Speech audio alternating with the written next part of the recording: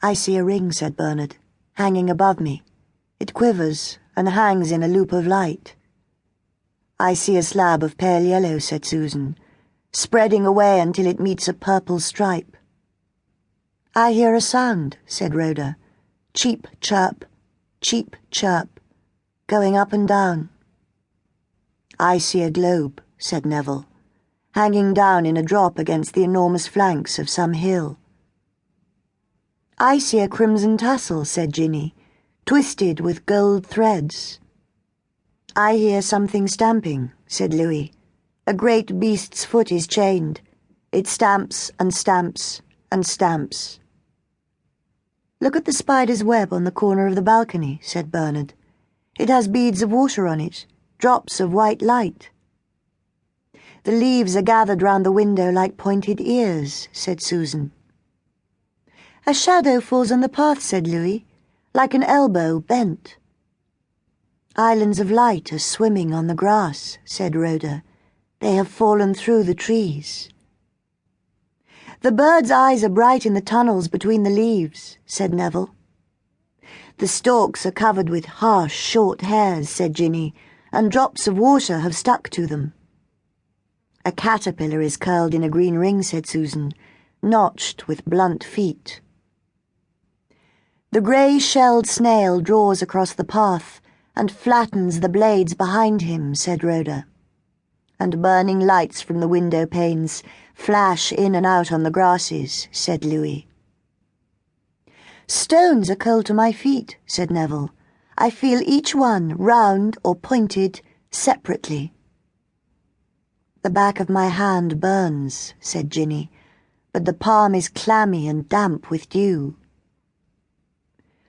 Now the cock crows like a spurt of hard red water in the white tide, said Bernard. Birds are singing up and down and in and out all round us, said Susan. The beast stamps, the elephant with its foot chained, the great brute on the beach stamps, said Louis. Look at the house, said Ginny, with all its windows white with blinds. Cold water begins to run from the scullery tap, said Rhoda, over the mackerel in the bowl.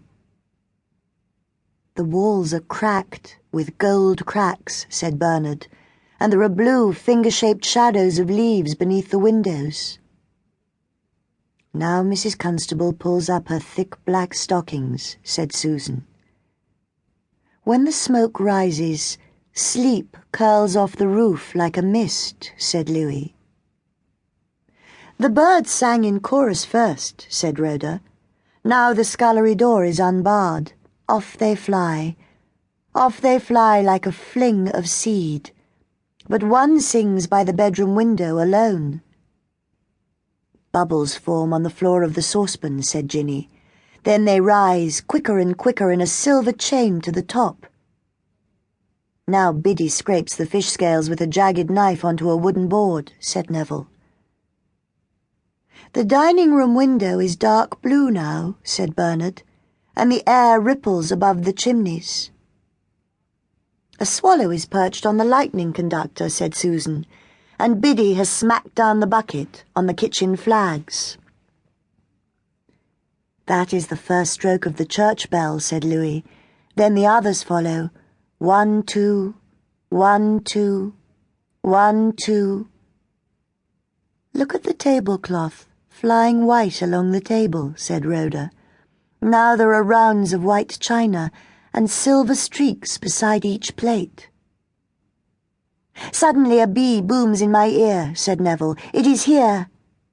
It is past. I burn. I shiver, said Ginny. Out of this sun, into this shadow.